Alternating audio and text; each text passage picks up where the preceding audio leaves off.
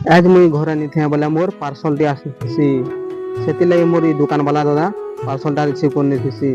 Parcel टा no और काना है जे घरे अनबॉक्सिंग करमा। पार्सल अनबॉक्सिंग करबा के कहा कहा के मजा लागसी जे कमेंट टिके बताबी। तो मुई ऑर्डर करथि एटा गुटे वायरलेस माइक जेंटा के वीडियो थी वॉइस एडिटिंग करबार थी बहुत सुविधा आसी और साउंड भी क्लियर सुखसी। तो देखुन क्या हो से माइक यूएसबी केबल टे देछि आरो माइक के चार्ज उठाबार लगी चार्जर टे भी देछि। तापरे याडे हमर गार मरुभूमि के याडे ओट पोट भी पले आसन। आज मुई घरे नी थे बोले मोर पार्सल टी आसी सेति लगे मोर ई दुकान वाला दादा पार्सल टा रिसीव करनी थी। पार्सल टा नो और काना है जे घरे अनबॉक्सिंग करमा।